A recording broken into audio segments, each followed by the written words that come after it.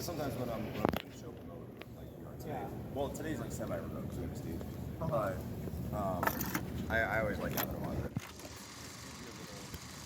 Yeah, no, I mean, I deliberately set it up so it's kind of facing out instead of like that. So why don't we get started? All right, welcome to the Brewster Call, where liberty lives, ad hominem dies, and commies need not apply. I'm your host, Jason Brewster, and here with me is Jack Posobiec.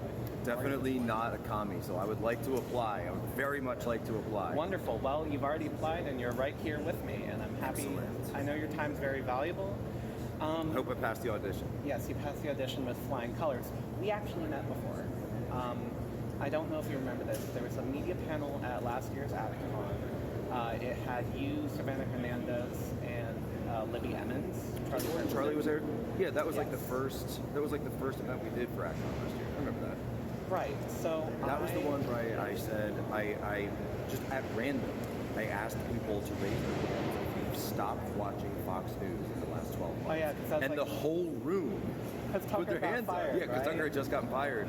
The whole room is like hands up. Yeah, and I mean, that just turned into a viral moment. I remember that's great. But that was not. It wasn't even a question that I planned on talking about or mentioning. And it's just sort of improv.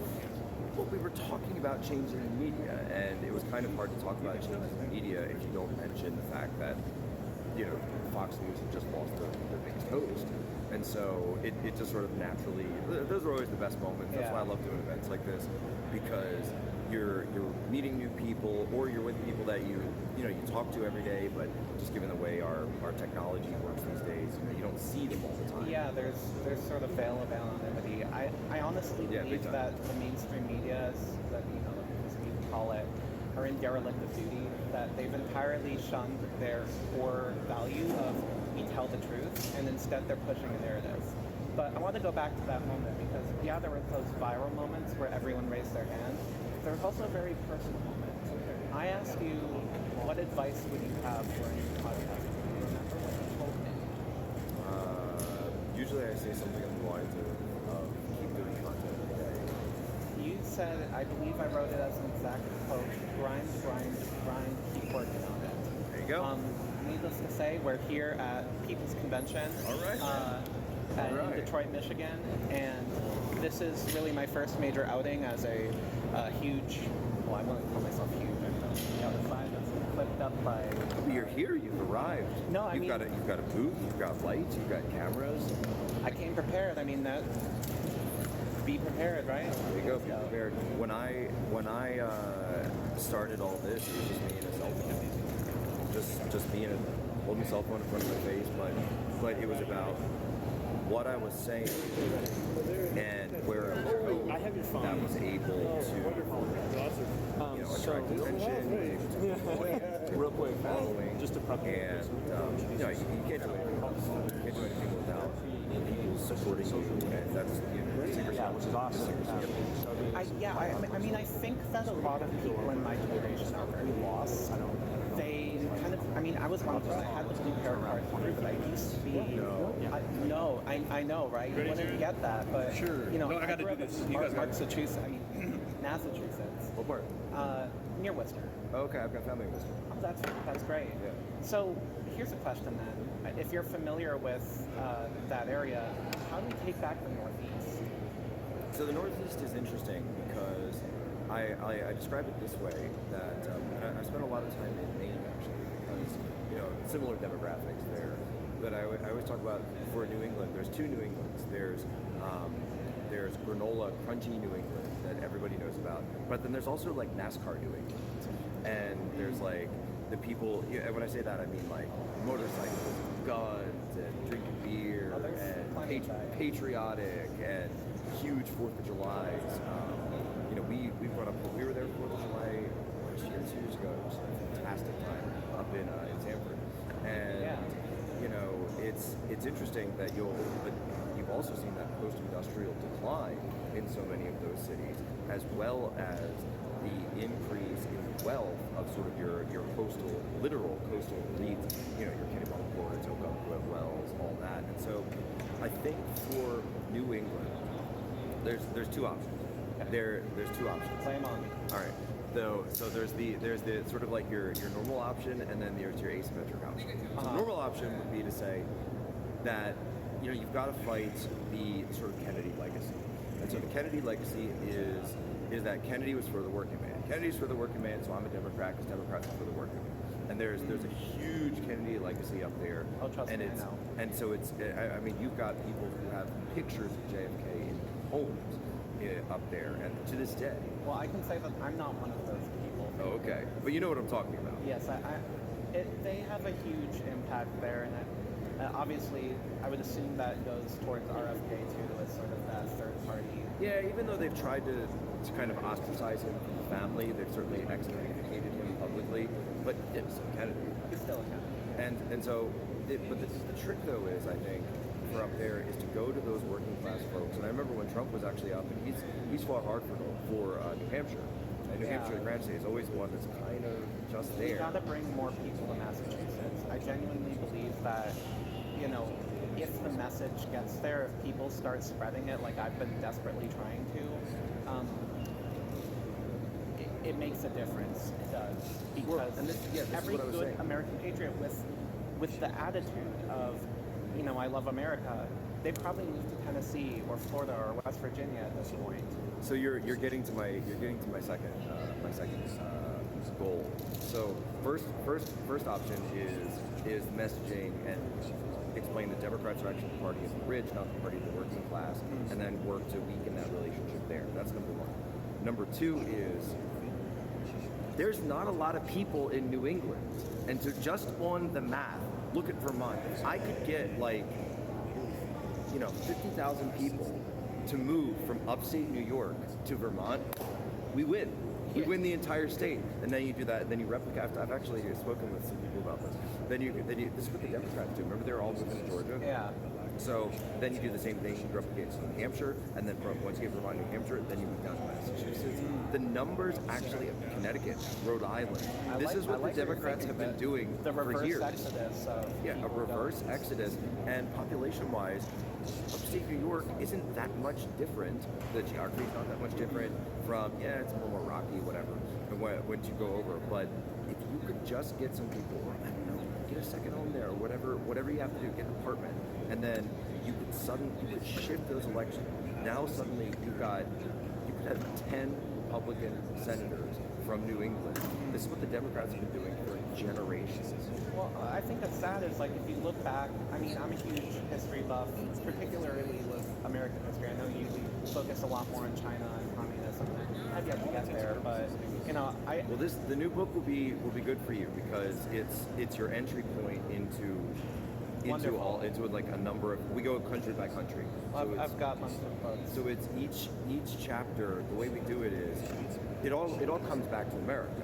But we reference, one chapter is France, one chapter is Spain, one chapter is Russia, one chapter is China. And so it's just a quick, I never knew, I've heard about China, I've heard about Russia, I've heard about, there was some communist thing that happened in Spain. I mean, it's all interconnected. Something that, there was something that was mess with your perception of time, and it was Nintendo came out, Nintendo was founded as a company before, lollipops were invented or something like that. Yeah. It was what?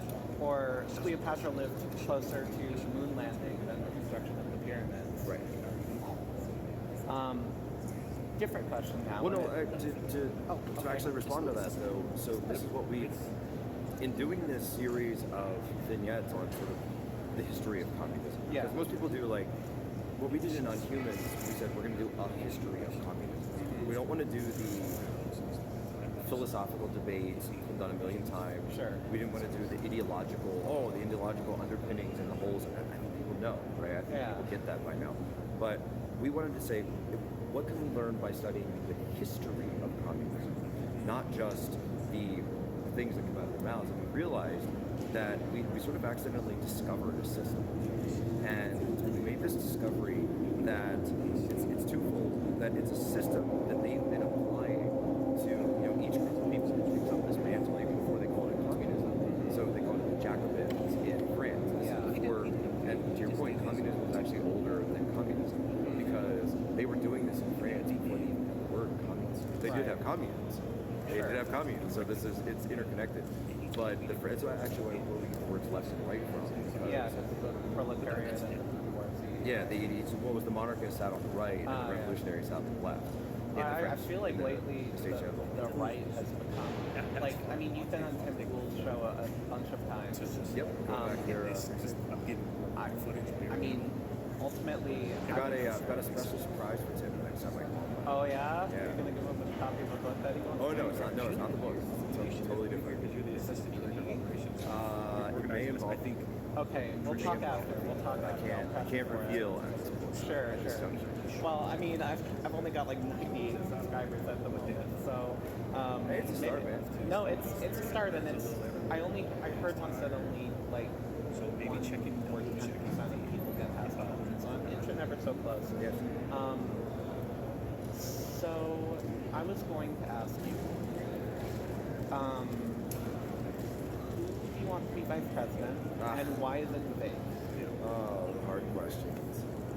So, well, you mentioned Vivek, and I'll see you on this because this is something. So obviously, people say J.D. Vance is very close to the short list, right? Yeah. But what people I think miss is the fact that both J.D. Vance and Vivek are Ohio, because people say, okay, if J.D. Vance goes as vice president, what happens to his seat? Vivek is a resident of Ohio. What if, right? This is so it's a way of saying that we've got these two candidates. They're both really strong. What do we do with both of them? If you lose a seat with JD, now you can put Vivek in the United States Senate. Give him the seat. Okay. I can see where you're coming from. I mean, honestly, it's just about getting more of those positions held by actual. I found, even in my own dealings as a college student, that there's this pervasive spirit of cowardice that people just don't want to actually take a stand for everything, for anything rather. I mean, I'm hated and I'm reviled, but I keep coming back to the verse, "Blessed are those who are persecuted for righteousness' sake." It's not just a comfort thing. Like I lived it, but I also the come world back will to hate you. yeah. I don't really care for their rules because they're saying that makes it easier. Thank Rick Sanchez for that one. And then, if not me, then who is what I keep coming back to. I'd like to think, and Vivek said this at one point, that courage is contagious, and that if you have a culture of free speech, if you really unapologetically share the truth, that people want to come along. And so, what tips do you have for like leadership and instilling that spirit into others? Well, I mean, you just said a number of things in terms of courage being contagious, but also you don't want to be so big that you overlook things too. That you treat people as always treat people as people. Always make people feel that they're valuable, that they have value, and if you as a leader are you're not just valuable. A leader's best quality is their people. And so if you can share value and not just demand, obeisance and demand loyalty, but actually share values with the people that you're working with on a day-to-day basis, they will want to work with you, and they will want to work in your organization, and they will want to go on the mission that you're going on.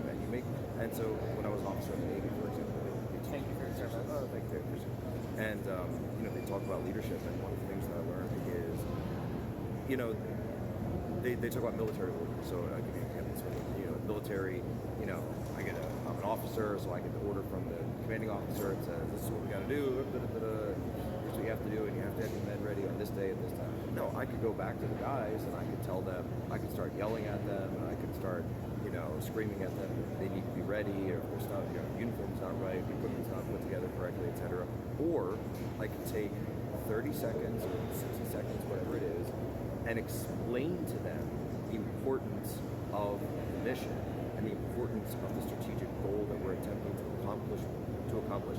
Give them buy-in on the mission. And suddenly, you don't need to yell anymore. You don't need to scream, because everybody knows what the overall strategic goal is. And by the way, I do this as a father as well. I have two little boys, 6 and 3, and that's what I do every single time.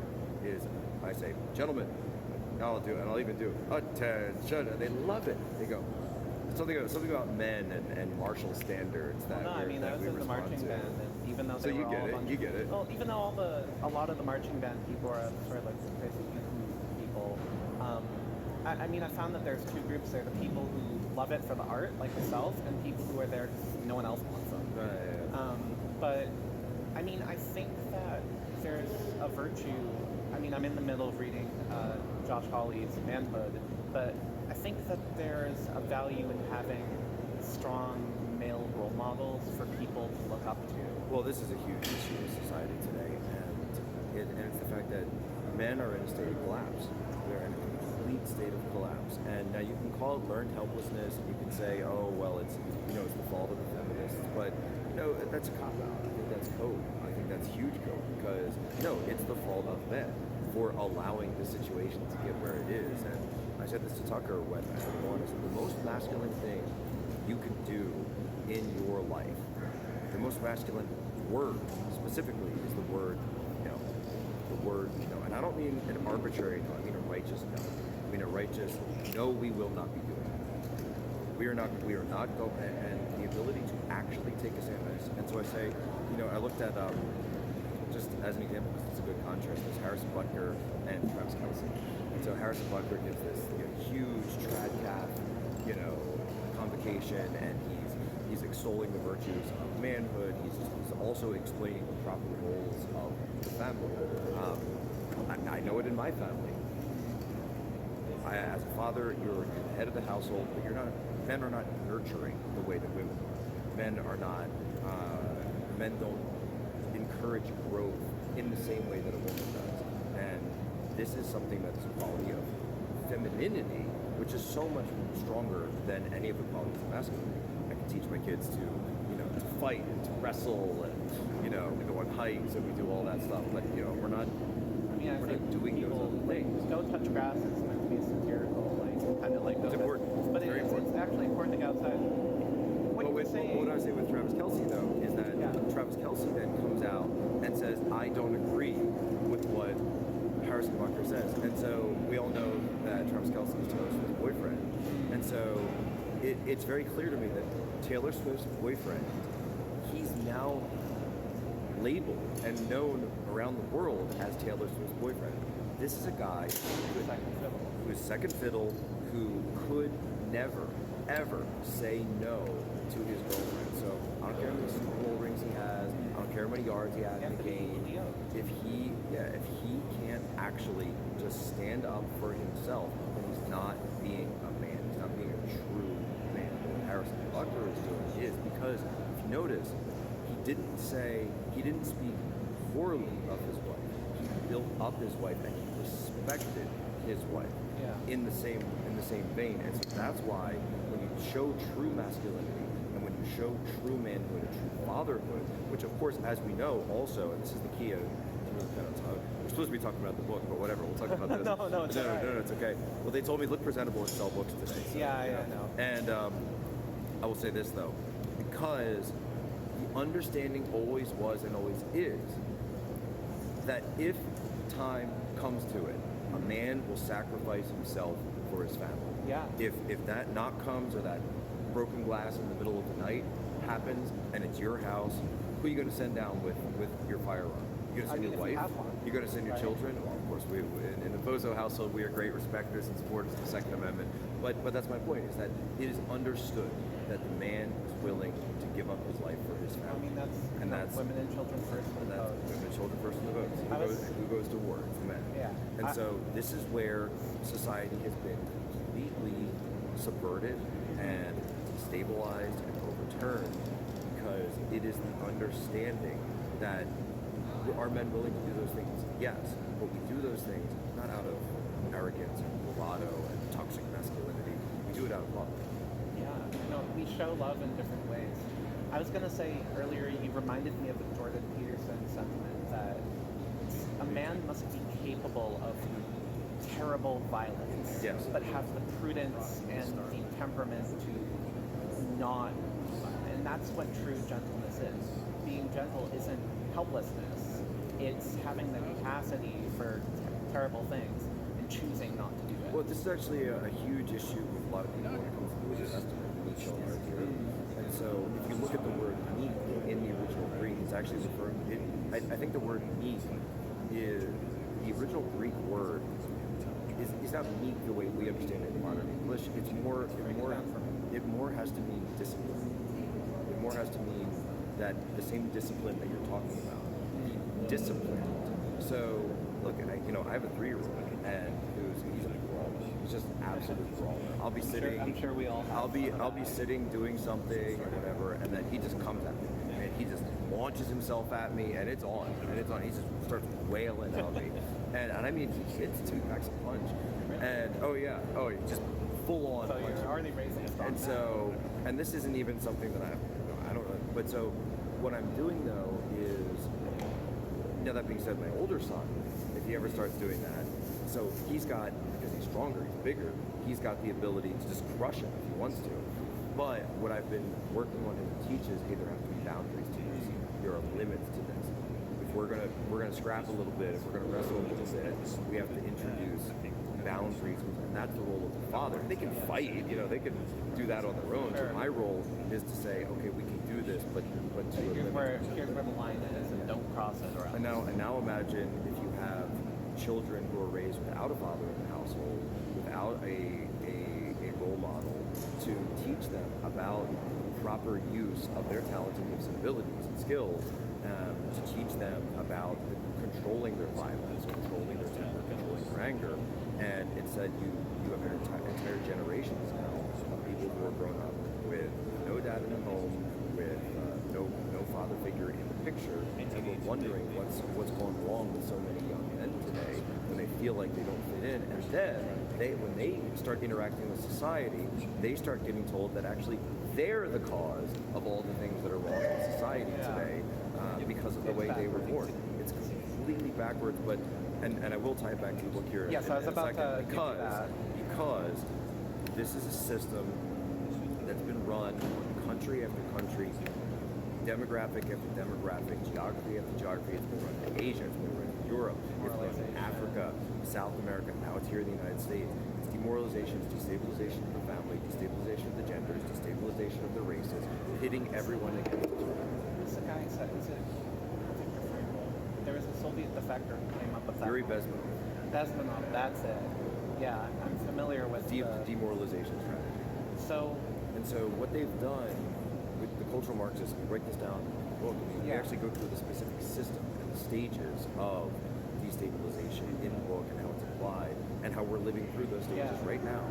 That what we see is a situation where up through the end of the Cold War, it was always about economics. It was always economic Marxism, with the haves and the have-nots, the proles and the bourgeoisie, oppressor, oppressed, we know that. But what they realized was, with the fall of the Soviet Union, they lost their money philosophy. They lost their pipeline to all the money from the Russian treasury and all the gold that was looted, not only from the Russians, but they also looted gold in Spain too. Right. We talked about that. That the communists were just stealing resources around the world. So they had to find a different way to divide people. Because capitalism just worked too well, and it was raising people out of poverty. It was creating middle classes all over the world, in India and China, etc. And so they turned then to sociology. So this is where the turn to sociology comes, because what do you do with a country that has this vast middle class economically Divide doing and conquer. right? So you have to divide and conquer, the same way Julius Caesar conquered Gaul all those years ago. So you divide into tribes, and then you pit the tribes against each other, and then you ally with the tribe that's going to come out on top.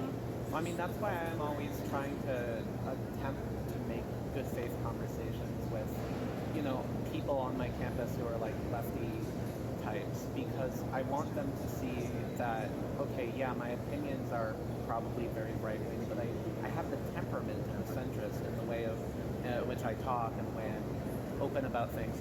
Surely there must be some sort of antidote or some sort of reverse to this step plan that you're describing. Well, so there is, and we get into it at multiple levels. We talk about how, actually, it was just an interview with a law firm that specifically. Yeah, I was right next to them. I heard the entire spiel. So they're fighting, they're fighting from a legal perspective, and people who are giving support to that. It's fantastic. It's amazing. So also law firms. So we go through multiple levels of how people fight back. So there's what we call the great many means level, and this is your Elon Musks and your Donald Trumps. Yeah. It goes back to the American founding. George Washington, Thomas Jefferson, and John Adams, and these guys were elites. These guys were the aristocrats, but they were the aristocrats of America who decided to put America first and break away from the global system of their day, which was known as the British Empire. And so they decided that we didn't want to be part of this global system. We wanted to found a nation state as a republic, and that's how the United States was founded. But they were still elite. So there's the elite level, then there's sort of your petty bourgeoisie level. So this is where your law firms can get involved. This is where organizations like the ones in our room can get involved. And then I'm going to take a walk around there and see some all of the these organizations people. here are fantastic, and that's why we're doing People's Convention the way we're doing it. And then of course there's the local level. This is your churches, this is your neighborhoods, this is your communities, where we say, fly your flag, but then say, hey, we're going to have a free barbecue, and anybody who wants to come and celebrate America, 4th of July is coming up, go on out to the barbecue and chat. And look, if we want to win, specifically we want to talk electorally, because we're 143 days into the election, we need to bring in these people who are what we call low propensity or no propensity voters and new voters, people who don't have a history of voting, who don't vote a lot. And Trump is doing a great job of reaching out to those people. UFC and hanging out with Dave White, he's on the Logan Paul podcast. So he's doing a lot to reach out to new audiences. The problem is a lot of those people that he's reaching out to, the problem, the challenge, is that they're either not registered to vote and they don't have a culture of voting. And so that's the next phase of the campaign, and many of these organizations like TV Action can come in and say, this is how you register, this is how you get your ballot, help to get a ballot, and they just make music, right? I mean, I've been listening to Thought Crime and Charlie Kirk Show and Tim Cast, all of these different stuff. Part of me sometimes knows the point before you actually get to it. Yeah. But it's good stuff. Well, the challenge though, here's my challenge to you then. My challenge to you then is how many people can you find between now and then who are not registered? Charlie Kirk will text me once a day. Jack, I was in an Uber and the guy wasn't registered, and I got him registered. I showed him how to do it, and he'll send me all the messages and everything. Like, Charlie, you just do this while you're going around. Yeah, I just do it all the time. So I started doing it now too. Yeah, no, I mean, I saw the whole thing with the tips. I'd encourage anyone who's watching here to, actually be bold and speak up about your beliefs rather than hiding them away and feeling like you have to, almost be in the closet as a conservative. If there's any time in American history we're the counterculture now, where you have to stand up and actually have a backbone, that time is now. Do you have any message just for Generation Z? I mean, a lot of us are so hopeless. Before you go, and also tell us where we can buy the book. Is it pre-sale? When is it coming out? Yeah, so it's pre-sale on humansbook.com. If you want a signed copy, we're gonna have, and then just Amazon Books a Million, all the places. Sure. You can get it everywhere. Audiobooks on its way, by the way. Oh, great. And whatever your favorite one is, go get it from there. And as far as the message for Gen Z, I'll put it this way: the world is telling you that nothing matters. The world is telling you that's one postmodernist, that nothing matters, that there's no truth, everything's subjective, it's only narratives. That's crap. There is objective truth. There is objective beauty.